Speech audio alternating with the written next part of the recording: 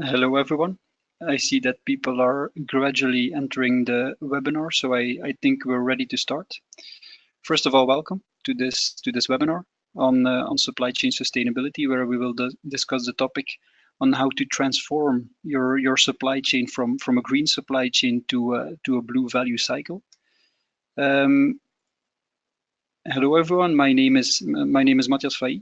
I'm the sustainability lead at Möbius. I will be a bit of your host throughout this webinar, and I will be discussing interesting supply chain sustainability topics with my colleagues Bram de Smet and Jan Jansen. Maybe short word on Möbius. We're a European consultancy with an international footprint, and we mainly help our customers in defining their strategic direction. And when they know their direction, we try to translate this into every fiber of the organization from an operational excellence, supply chain management, and a sustainability point of view. I'm also being accompanied by Bram and Jan. Bram from Solventure and Jan from CO2 Logic. Maybe Bram and Jan, you can also briefly introduce yourself and your role. Yes, thank you, Matthias. So my name is Bram de Smet, CEO of Solventure, professor at the Vlerick Business School. And last year I've written a book which is going to be published May 5th, so very close now, on supply chain strategy and financial metrics. One of the key concepts is the supply chain triangle. So later in the presentation, I will try to connect sustainability to that supply chain triangle. That will be my role here in the webinar today. Perfect, thanks, Bram. Hello, Jan. You're also on the call, I guess. Yes. Good morning, everybody. So I'm Jan Jansen. I'm partner and project director at CO2 Logic. We're a consultancy firm based in Brussels, working especially around sustainability, carbon footprinting, action plans, and we're active during a little bit more than 10 years in sustainability now. Perfect. Thank you, guys. You see that this is quite a broad number of experts we have lined up, and it's specific for the topic, because we do think that the topic of supply chain sustainability is a topic that requires different functions and different expertises to work together. When we go towards the agenda, we will first give you a brief insight in how organizations manage sustainability programs, and of course explore the key role that supply chain plays in that.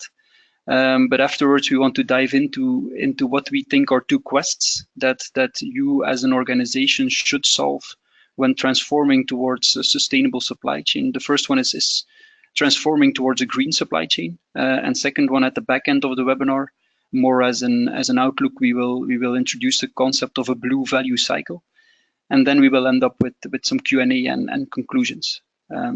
Okay. First of all, maybe for some short logistics on this webinar, for questions when they pop into your head, please put them in the questions box that you can find at the lower right of your screen, and we will tackle them in the last 10 to 15 minutes of the webinar. Of course, you will also receive a copy of the presentation after the webinar, alongside a short survey on what you think of the webinar and what we could do better. Okay, right. If everybody's ready, we can dive into the content. First message I like to give is the fact on how organizations manage sustainability programs today, and we actually see a quite surprising metric. We see that only 2% of sustainability programs today meet or exceed expectations or targets that have been set. That's, of course, a dramatically low number. If you compare it to traditional cultural transformation programs like an operational excellence transformation or even an innovation transformation, these can have a success rate of around 10 to 15 to 20%, which is, of course, much higher than this 2%. So there must be something on sustainability programs that we are not able to do right, I guess. And we see 4 big success factors in making your sustainability program a success. And I want to briefly dive into 2 of them. First one is having a clear strategy for your sustainability program. And I prefer it being linked to the core business and to the core value chain. not surprising. And secondly, is number 4 that we see there. Sustainability is a broad topic, sometimes a fluffy topic. I think if you want to talk business, that we have to kind of try to integrate this into the current business metrics that we have. We need to make sure that we can include sustainability into an ROI metric so that the financial case of sustainability is also well understood. I want to highlight these 2 topics because in the remainder of this webinar, we will clearly see how this is even more important when we deal with supply chain sustainability. Okay, this being said, I want to give you also an insight in okay, if you want to manage a supply chain or a sustainability program effectively, why does the supply chain matter, and why is the supply chain a key domain to manage? Because we do think so. If we rely on a 2016 McKinsey study on supply chain at the source, we see that around 80% of greenhouse gas emissions, of carbon footprint in consumer goods companies are actually situated in the supply chain. Supply chain is defined very broad here, is also defined as a scope 3 emissions, but we do know that logistics or transportation emissions, which will be the focus of this webinar, can account to between 10 to 25 of these scope 3 emissions. So fairly a huge source of emissions will be embedded in the logistics aspect of the supply chain. Alongside with also a key point that the transportation sector has seen its absolute emissions increase. When we look at the historic trend of emissions in different sectors, going from industry, buildings, over agriculture to transportation, we see one blue line popping out, and these are actually the indexed emissions of the transportation sector. Seems to be a sector that is not really able to control or rationalize the emissions that are being put out there. So we do see some challenges for the supply chain in an organization, but also for the transportation sector as a whole. And I hope you can reflect and can put some context next to these figures too. That being said, we will structure this webinar basically in 2 phases, and we'll give you a roadmap on how you can increase the sustainability performance of your supply chain, not only going from mere compliance, but going to a green supply chain, and in the end also towards a blue value cycle. But let's maybe tackle it one by one. Second maturity level is a green supply chain.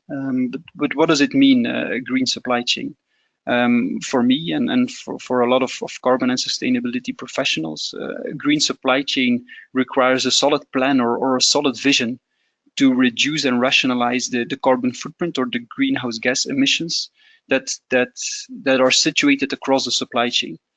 And when we focus on the logistics and the transportation emissions embedded in this supply chain, we want to give you a stepwise plan, 4 steps, how you can start and implement supply chain sustainability from a logistics aspect into your supply chain.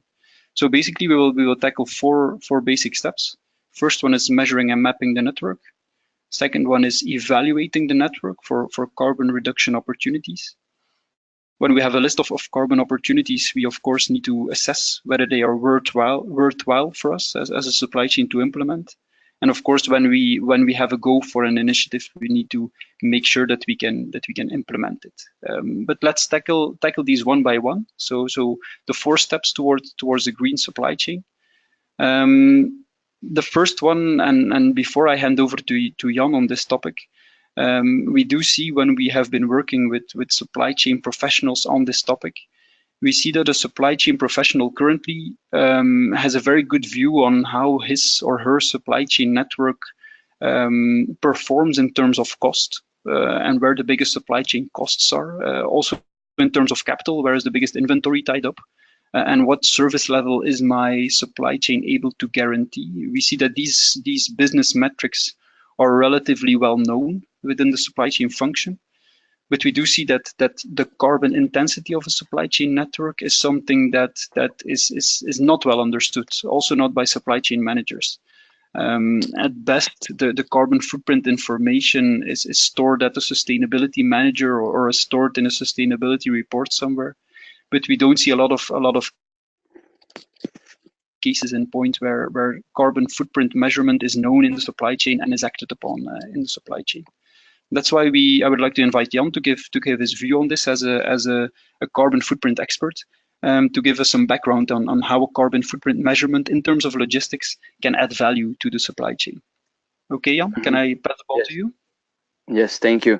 Indeed, so actually carbon accounting is still quite a new issue for a lot of business. It's going on for a while, but it's not been mandatory for a lot of business. So it means for a lot of those partners where sustainability or a supply chain manager is involved with, they do not really have already so much experience with carbon or greenhouse gas emission calculations. So if you want to obtain all the data, it might become not so easy and quite a complex exercise, and that depends, of course, of the maturity of the data that your partners in the whole supply chain will have. How long are they already measuring carbon emissions? How much insight do they have in their own carbon emissions? And then we see that if a supply chain manager want to get obtain that information, probably he will have to go and work together and involve forwarders, other partners in the whole exercise. That's of course the start, and imagine that he succeeds in obtaining the information that he needs related to carbon emissions. Then it's of course a matter of how you're gonna use this information, because just having a figure is not enough. So you really want to make the data do its work, and the insights that you can get are of course related to different products having different carbon intensity, but also different locations, different lanes that might have more or less carbon emission. You can detect opportunities on some places that are bigger or higher. Yeah, different business units who are more involved in high carbon intensity products, lanes, relationship between carbon intensity and cost of the products. So all these kind of things, you want to use them to make, of course, lower carbon emissions. And as I said, it's still a new topic, so it means that a lot of people that are involved in this business, working with it, also within your company, they probably don't have so much insight, and there are already some calculators, carbon calculators on the market. We've listed a few. Very known is for example EcoTransit, that allow people to make very quick calculations to get a better feel with this carbon, which is not always very good known, in the contrary to money, for example. How do you approach this? Well, I think the best way, if you really want to go and measure and get a view on the carbon emissions of the logistics in your supply chain, it's always good to start with your business goal and look at why do we want to go and measure, why do we want to go and obtain this information. And I listed 4 important typical business goals that can be used. For example, identify risk and opportunities that exist in the market. Maybe there are investors that ask you to map your risk and opportunities related to carbon change, because of course carbon change have some important risks involved. But if there are risks, there are of course also business opportunities. Another one is reporting and credibility towards stakeholders. Stakeholders can, of course, again be investors, but can also be NGOs that ask for you to report some KPIs about your sustainability policy, also maybe related to your transport. Maybe this is just what you want to do, and then report in a credible way towards them. Another good business goal is yeah, I think one of the main ones that you say, okay, we really want to try to identify reduction opportunities, set some targets, and track the performance. I think this is if you want to really go one step further and not just be passive of obtaining information, but really want to work it through to reduce your carbon emissions as much as possible. And fourth one, I already mentioned before, but you could say, okay, it's a very good way, transport logistics involving our value chain partners in our sustainability story. We could look with them, together with them, how we can reduce or optimize, reduce the emissions and optimize our business. That said, actually,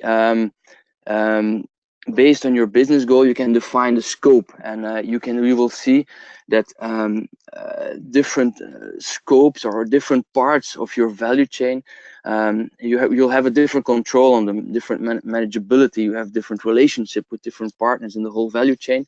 So probably you have to split your scope in different parts and define different targets, different KPIs for the different parts, because data will be differently available and the data collection will also happen on a different way. So all those things will probably not be done right away. I think it will be an exercise of iteration where you will try to see, okay, this is the first scope that we identify in the first minute. We'll fix some KPIs, some targets. Is it possible to obtain our data, yes or no? If not, then we'll probably have to adapt our KPIs and our targets a little bit to really find or map the availability of the data together with your targets and your KPIs in a sound way, actually, to be able to move forward in a way that that finds an equilibrium between the effort that you put into your data and the accuracy of your data that you will be obtaining. So the big exercise is to find this equilibrium or this balance. I do see what I get from this point is the fact that you need to identify a good business goal, right? And you have to adapt your scope setting and the way that you gather and calculate data to this business goal. I think it would be worthwhile for us in the remainder of this webinar to focus on the business goal where supply chain managers are currently struggling with the most and probably catches their attention the most. It's identifying reduction opportunities. I think you have a valid point where you mentioned that you need to make sure that you have the right level of data and the right level of insights when you want to go towards reduction opportunities. That's why I want to add a little bit more context to the carbon footprint measurement. I do think that identifying the biggest lanes in your carbon network that contribute the most to your full carbon footprint is very relevant. But in order to evolve towards a carbon reduction roadmap, I think it needs some more insight, more business insight. I think it's very relevant to add to your carbon footprint per lane that you add product relevant data related to the predictability of your demand, related to the value density of your product, related to maybe the stage of the product life cycle that your product is in, etc. I want to make this a bit more tangible for everyone. This is, for example, an example that we have from a technology company, where on the left you can see that we've mapped the most important lanes when it comes to carbon footprint. We've identified the biggest corridors that contribute to our carbon footprint by indicating the percentage of emissions that is caught up in every lane. But you can see to the right that we've added much more context for the supply chain and sustainability manager. We've mapped every lane on two relevant business characteristics. It's the predictability of the demand for the products that flow on every lane, and it's also the value density of the products. And we saw in our exercise that while looking for carbon reduction opportunities, we saw that for this company, these were the two most important characteristics to also take into account. But I can imagine that you would like to add any other relevant dimension to this chart, like, for example, the strategicness or the risk of a certain market, etc.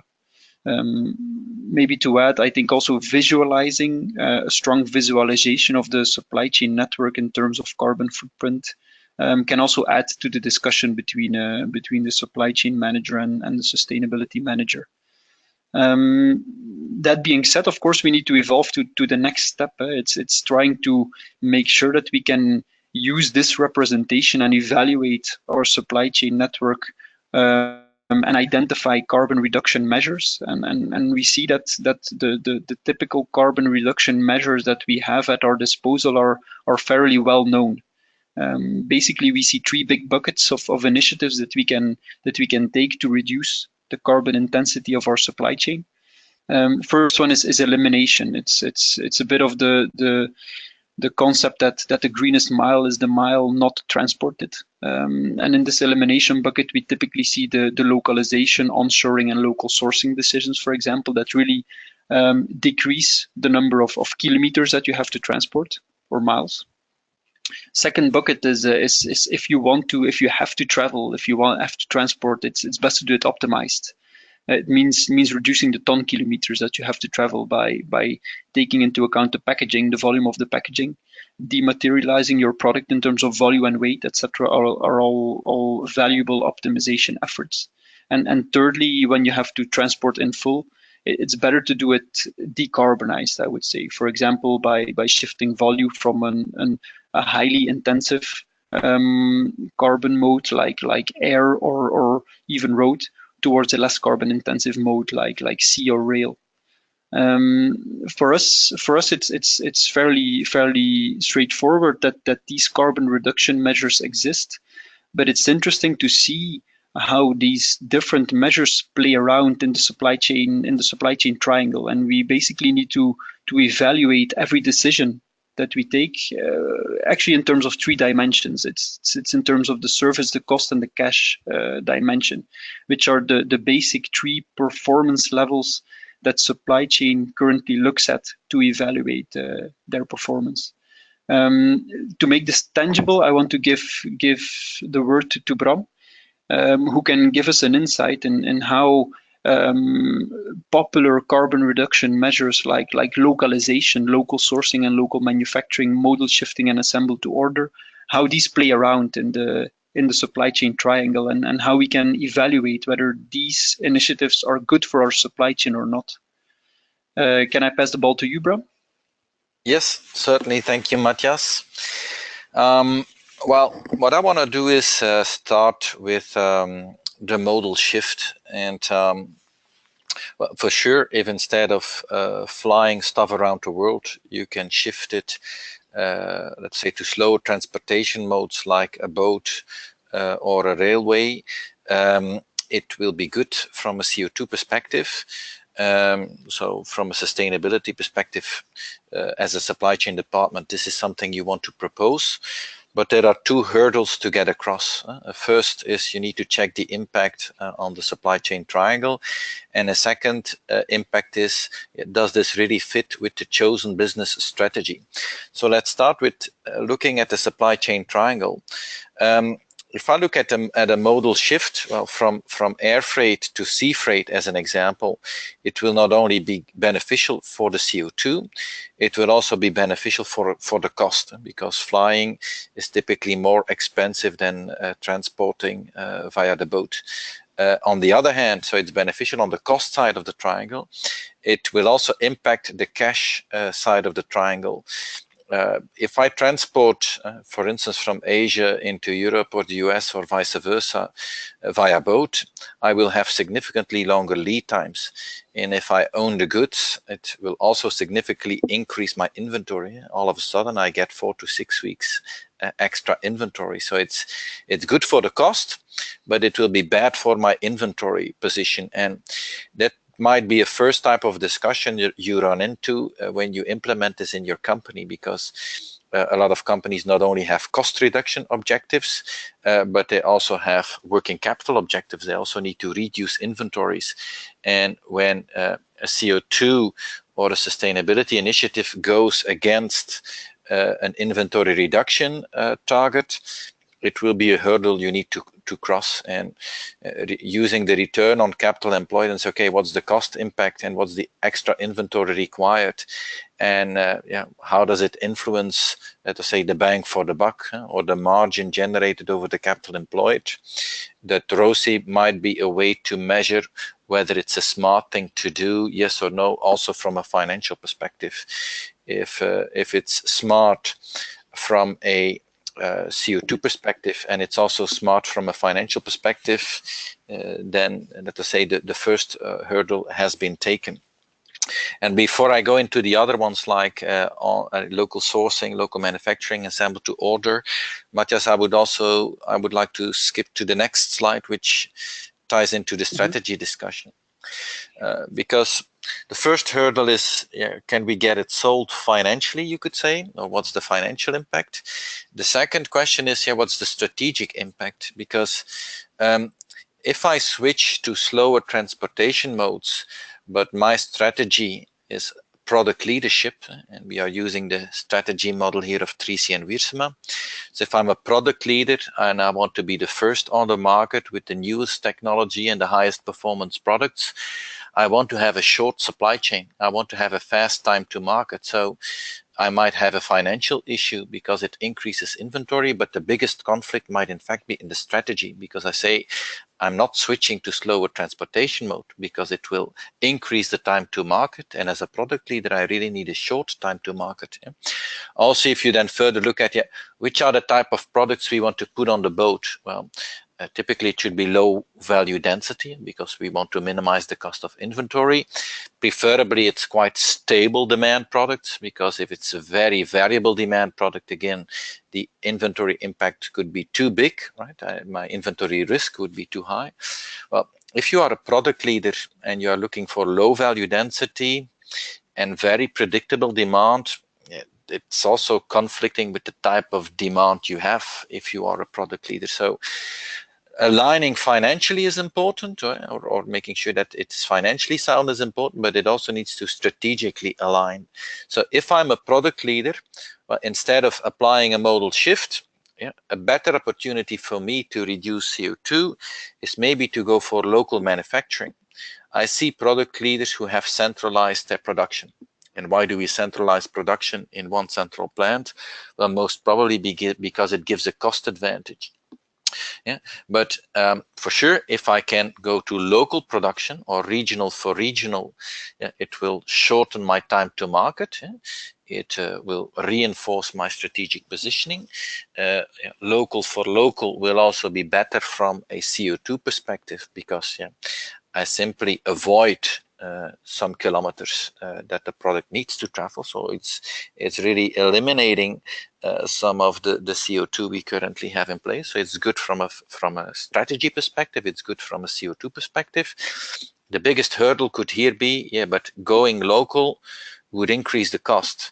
So you will never get out of this discussion without involving sales and saying, guys, if we go local, if we have regional for regional production, we have either less inventory, or we will reduce the customer lead time, for instance, for customers in the US. If we have local production, for instance, we might also more easily do assemble to order, where we say, okay, we can offer a broader product range in a relatively short lead time. If I don't have local production, I cannot do that. If we are able to increase some of these services towards the customer, what is that going to bring as extra sales volume?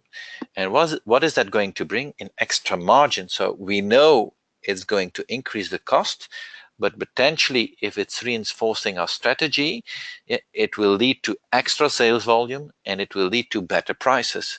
So potentially if we sit together with sales, we see that local production is not, it is more expensive, but the extra sales volume we can drive from that, and the extra margin we can drive from that, certainly compensates for the extra cost.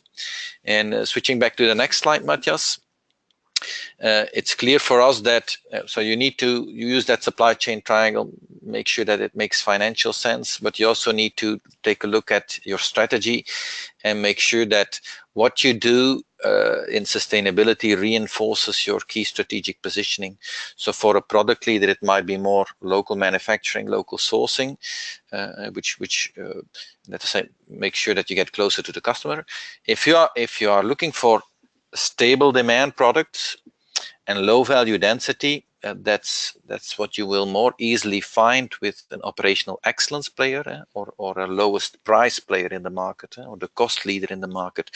So a modal shift most probably is, to say, the preferred way of decarbonizing if you are an operational excellence player. And the third strategy of 3C and Wiersema is customer intimacy. And customer intimacy means, well, I have the best total solution. If you want to provide the best total solution, typically you don't go that alone, but you will need key partners. Well, if you need key partners to deliver your strategy, well, working on CO2 here might be working with those key partners, with that suppliers and with those customers to, for instance, see if you can consolidate shipments and in that sense reduce CO2. So these are the two aspects I wanted to bring into that discussion, Matthias. Yeah, thank you, Bram. What I take away from these two slides is the fact that we have carbon reduction measures lined up, and they are fairly well known within the supply chain. But we have to make sure that we can reduce let's say the most strategic and the cheapest carbon. So we have to align carbon reduction measures financially and strategically, and financially we can use the supply chain triangle, and we can use the return on capital employed to evaluate whether it's a good decision. And to align strategically, we can use any strategy model like the model of 3C and Wiersema.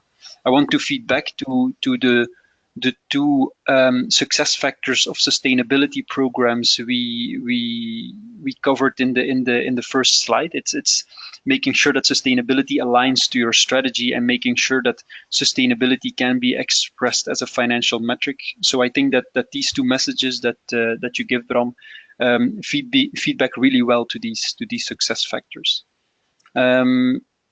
I would like to go maybe one step further, because I think return on capital employed is a good metric to evaluate supply chain decisions, because it takes into account the different dimensions and it takes into account the most important metrics that different business leaders have on their evaluation sheet. I do think that it could be worthwhile. It could be easier to facilitate discussions between sustainability and supply chain managers when we can find out, or when we can set up a metric that evaluates sustainability or carbon footprint reduction as any other cost in the supply chain. And if we can express sustainability gains as any other gain in cost. That's why I do ask myself the question whether we can set up a way to transform tons of CO2, which is typically an awful concept if you don't know anything about it. How we can transform this maybe to a dollar or a euro value. That of course speaks more to a supply chain manager than a carbon value. That's why I want to open up to Jan. Because we do see that there are several mechanisms in place to not only quantify carbon impact, but also to monetize carbon impact. So we want to spend a few minutes on current carbon pricing mechanisms that can help us to quantify carbon like any other cost in the supply chain, and that can maybe open up to a new kind of metric to evaluate supply chain decisions, taking into account carbon and the other supply chain dimensions. Can I open up to you, Jan? Yes, thank you. I hear Bram and Matthias talking about finding a balance between carbon emissions and financial optimization, which is of course an interesting subject.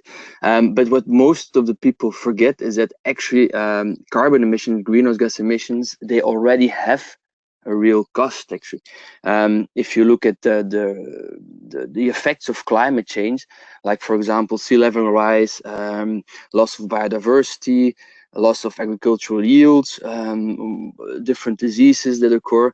We all know those consequences. Actually, at this moment, it's society who's bearing those costs, but there are effectively really real costs involved in carbon emissions.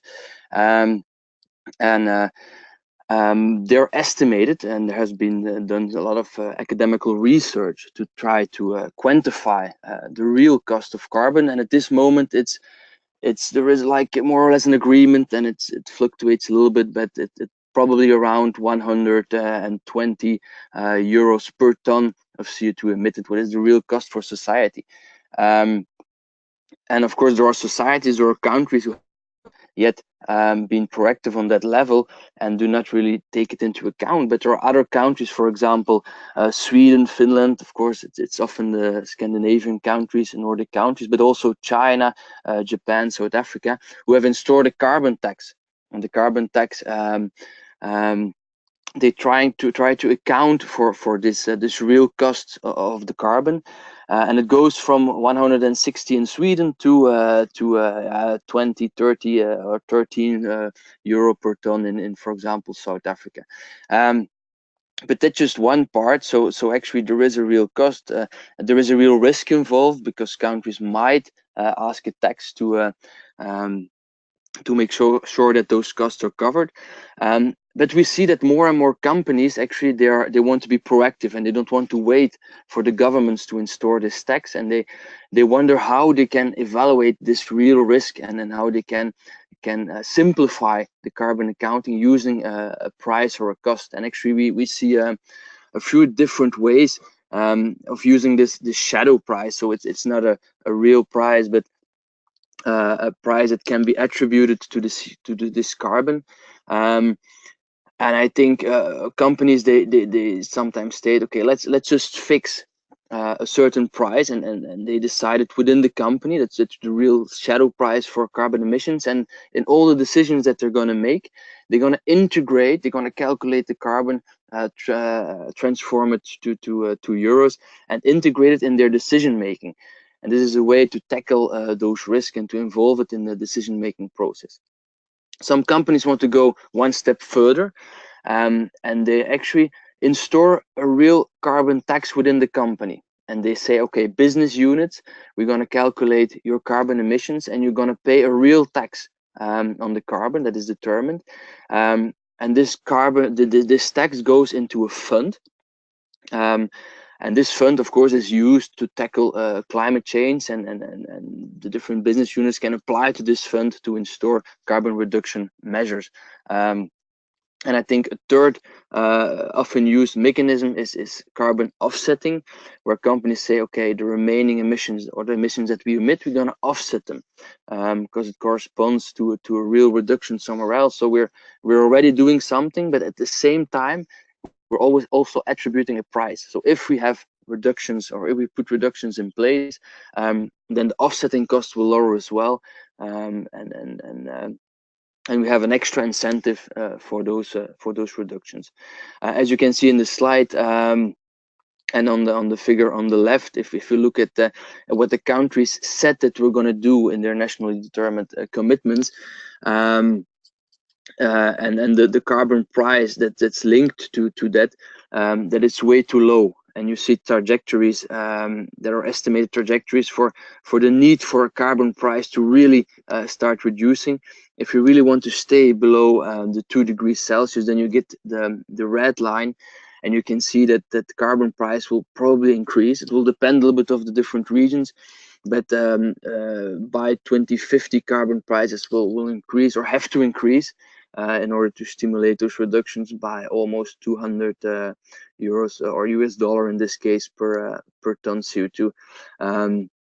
So depending on the studies, between 200 and even $400. So there is it's not only an opportunity, but also a real risk that I recommend all companies to already start integrating in their decision making. Yeah, I think this is a very good angle to look at it, Jan. What I take away is the fact that today companies are already paying a price for carbon, but probably it's very well tucked away in current taxes and levies, etc. but we also see that leading companies are starting to work with a shadow price that they start to use in day-to-day decision making. And like we said in our discussions, you said that currently we have a price of 16 to maybe 20 euros, but a more worthwhile price would be to increase a carbon price towards 50 euros per ton of CO2. I do want to make this a little bit more lifelike and give you an insight in how you can include this in discussions with your supply chain manager. With Bram, we have talked about how to evaluate supply chain decisions financially. For example, if we take again the modal shift example, where we shift volume from for example air to sea transportation, we can guess that it will decrease in transportation costs. For example, 100K decrease. But if we have to invest and our inventory yearly increases with around 500K, we see that we still have a fairly attractive return on capital employed of around 20%. But today, in current evaluation mechanisms, the sustainability gain that we have of for example, one kiloton of CO2 in a modal shift example is hardly ever quantified in the business case, or hardly ever included in the return on capital calculation. So if with the numbers that Jan gave us, we include this in the business case, we see that we could end up with a carbon price or a full carbon reduction price of around 50K yearly, which can increase our return on capital employed from a nice 20% to a very attractive 30%. So this is a yardstick measure that we can start to use to see what are the most relevant carbon reduction measures that we can take, and maybe we can start to compare this with other investments that we have to do, say like in a wind turbine program or even a green energy procurement program, because this gives us an insight in how we can save up on the cheapest carbon, I would say, financially then. So I want to end up. I want to finish up the part on the green supply chain trajectory, where we looked into 4 steps on how to make the supply chain more green, going from measuring and mapping the network over evaluating the network, both financially and strategically, and also assessing initiatives. But I want to give you a short outlook on what we see as an important concept on the horizon for sustainability and supply chain management. And it's the concept of the circular economy and how it poses new challenges for current supply chain and sustainability managers. A lot of sectors are currently already working with the topic of the circular economy, not to mention pharma, chemicals, technology, and of course textiles. Actually, when we look at this concept of a circular economy, we see that a supply chain must not only be able to implement a green supply chain, but also must be able to recapture and preserve the value that it puts on the market and re-inject it into the current supply chain by using circular strategies like service-based business models or refurbishment or remanufacturing of full products, or even when that is not possible, going into parts harvesting. So it could be interesting for supply chain managers in the call to read up on what the circular economy is and how it actually poses a new challenge for supply chain managers, because we see that a lot of different organizations are putting in place circular business models, and that of course puts a new challenge in front of the supply chain manager to also be able to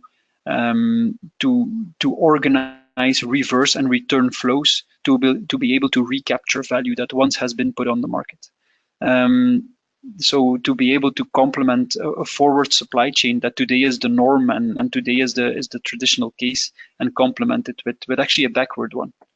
To make this a little bit more tangible again, is the fact that we do have different types of circular business models that the supply chain manager should be able to support, and we see that we have different types dependent upon the value that can be preserved. A lot of people link circular economy to recycling, but we actually see that recycling is let us say the worst of the best. Recycling makes sure that you actually lose a lot of material and labor value, and that you end up with parts or raw materials again. There are circular business strategies that add more value, both economically and sustainably. For example, parts harvesting from used appliances, or even product refurbishment, where we see that, for example, Atlas Copco has a full business unit called Originaire to buy back used compressors from the market, refurbish and remanufacture them, and put them back on the market. And we probably already know the Xerox and the Philips pay-per-use, pay-per-lux, pay-per-copy models, where products are being delivered as a service, which of course poses new challenges for the supply chain to evolve towards a value cycle. Interesting to see is that the different circular economy business models are of course not only sustainable because they help to preserve material value, but they also make economic sense. And the more you get into the inner circle of service and product as a service and refurbishment, the more potential you have to increase the attractiveness of your business case. So I think the circular economy is really a good framework to link strategy, the value chain, to sustainability. One of the key success factors of what I think is a good sustainability program. I do want to make sure that we have enough time for questions. So I want to leave this here, this topic, and I want to take a look at some questions that we've got from the audience. You could direct it to any of our experts. Let me take a look at the questions box. We do see one question that a participant asks to give some more insight in how we can give reasonable and ground actually tools to make sure that we bring sustainability to the shop floor, and to make sure that we can give a sustainability manager some tools that can help us in the daily work. Maybe I can take that one first. For me, it's important that when you want to include sustainability in your day-to-day decision making, that you're able to quantify it and monetize it at first. And I think the carbon pricing mechanism that Jan mentioned is very relevant for that.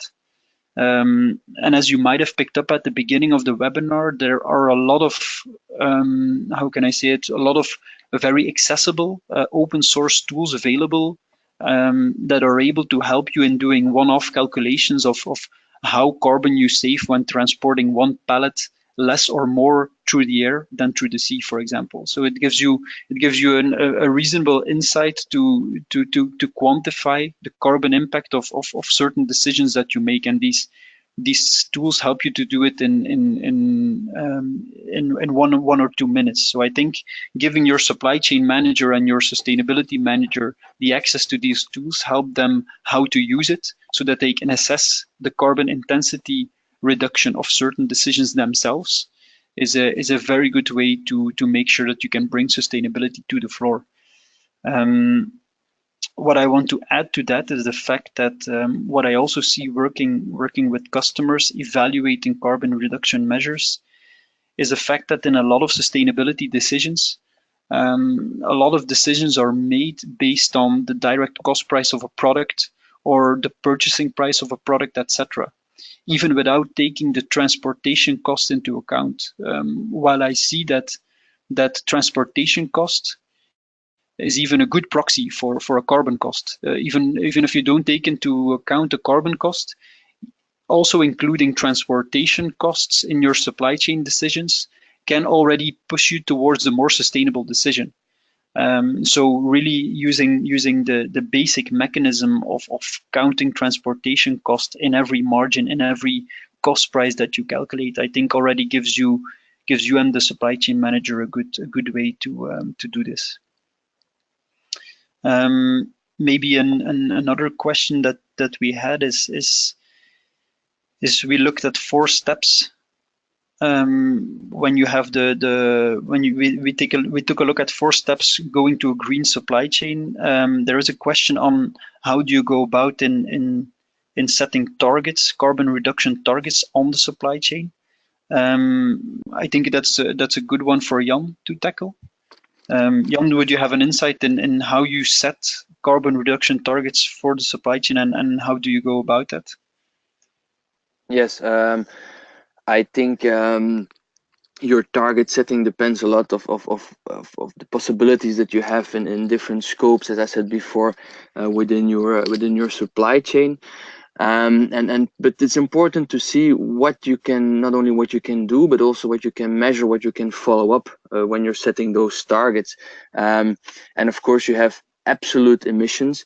But we know that, imagine that your business or your economic activity is going very well, then of course supply chain emissions will increase together with your economic activity. And if you set a target in wanting to reduce those emissions, then you won't be, or your manager will probably not be very happy about the results. So I think it's what we finally want to do is looking at efficiency and looking at how we can reduce emissions, but relative emissions. And also here, I think in looking at logistics, it's not a simple exercise, because different measures, different type of measures will be measured in a different way. I give an example. If you will measure, for example, CO2 emissions per ton of per pallet transported, it will be a good indicator. If you're going to work on, for example, the local sourcing that was measured, because you're going to reduce your distance, you're going to reduce your emissions. So per pallet of per ton delivered, this will reduce the emissions. The same applies if, for example, you have a distribution in a country, and the average distance will probably be more or less the same. Also a good way to deal with this. But imagine, on the other hand, that you're going to open to new markets that are far away. Of course, you have to transport your products to those new markets. In that case, the per ton of per pallet is not a good measure, and then it's maybe better to see how can I transport my products in the most efficient way, and then it's better to look at tons kilometers or pallet kilometers. The ton or pallet also depends on what is the determining factor. Is it volume or is it weight? But yes, for example, going to the far markets, then you can say, okay, using a efficient transport mode will decrease the emissions per ton kilometer, even if I have to go further away, and even if my absolute emissions might increase. So I think there is a very strong link between determining good KPIs, good indicators, and the target setting. A target is always linked to a good KPI, and finding then there, of course, opportunities and setting a reasonable target in collaboration with your partners in the whole value chain. Yeah. Okay. Thanks, Jan. I hope this clarifies a lot already for the participants. We do have another question. There are 4 steps towards a green supply chain. Yeah, we know. And what about monitoring afterwards? And how do companies manage doing this automatically? I think a very relevant question. We indeed tackled four steps. No monitoring step at the end, but of course this is an important one. Maybe me and Jan can tackle this one jointly. Monitoring of carbon reduction initiatives. I think that in a lot of organizations currently working on a similar case is the fact that organizations do carbon footprint measurement year by year. A year-by-year measurement system is not really a lean and agile management system, but we still see that this is the reality, I think, in a lot of organizations, because a lot of carbon footprint measurements are aligned with the reporting cycle, and typically happen between January and March to make sure that the carbon figures end up in the annual report. We do see, I think, that when you want to have the business goal of improving your carbon emissions and not only reporting, a a more timely carbon footprint measurement process is appropriate. Then it really has to become a measurement and a management system, because only when you measure improvement weekly, monthly, quarterly, I think that's the only way to improve, and that's the only way to influence behavior of both logistics, traffic, sales, etc. So that's, for example, something that we are pushing today, and one of the clients that we are working for is really for a timely carbon footprint measurement study where we try to do it, quarterly, so that we can assess very rapidly whether we are improving or not. Doing it automatically, maybe I can pass this question to Jan. The carbon footprint study that we normally do is more or less a fairly manual or semi-automated calculation. Jan, would you have anything to add on the timeliness of a carbon footprint study and the necessity of this, and how you can do this efficiently when you increase the frequency? Yes, actually, I think about two different things.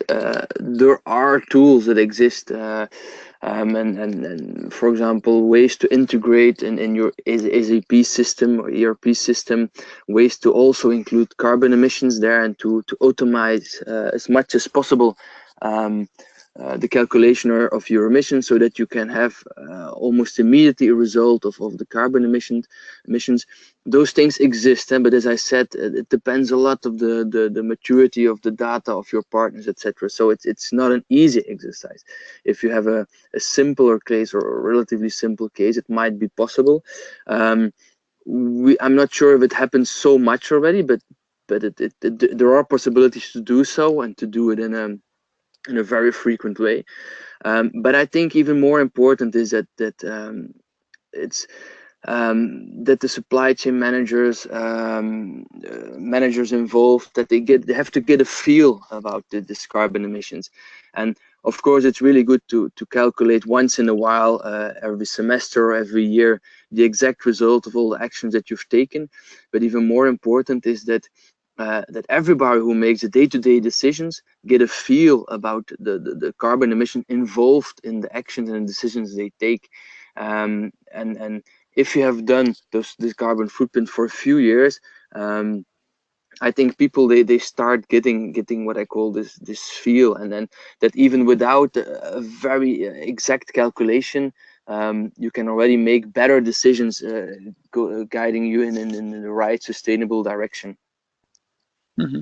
Well, what I will always remember is the fact when we were talking in an executive committee on how to make sure that we can increase our sustainability maturity. In that particular client that we were working for, is the fact that the CEO said that at a certain moment in time we have a good view on our financial figures. We can see week by week how we are doing. If we want sustainability to become as important as business and finance, we need to have a measurement system that also gives us insight in our carbon performance week on week, month on month, and that would be the goal of a mature organization in that. So I think the combination between having good processes aligned to making sure that you can have this data timely would be key for that. I see that we have some questions still lined up. If it's okay for you guys, I will take these questions offline and send them in a short resume email after this webinar with a good response to them, because we don't have enough time anymore to tackle all of them. I just want to give you some insight and some key conclusions and some takeaways from this webinar. I think from the discussion with Bram, we've seen that a carbon reduction roadmap should be in line with your strategic position as a business unit or an organization, if you want to make sure that you save up on the cheapest and the most strategic carbon in the supply chain. Point 3, also a very important point for me, I think, is transportation cost. That is already a good proxy for sourcing for actually carbon costing in your supply chain. But really taking into account a carbon cost in your supply chain decisions is not rocket science, and you can do it very low threshold with open source tools and a yardstick carbon price of around 50 euros per ton of CO2.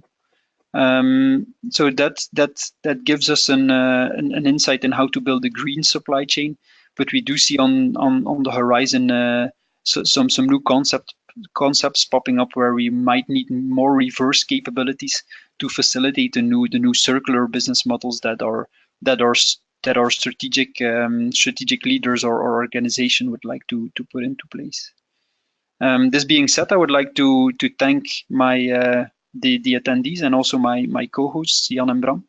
I hope you found it an interesting webinar, and of course we are very open for any questions that you might have regarding this topic.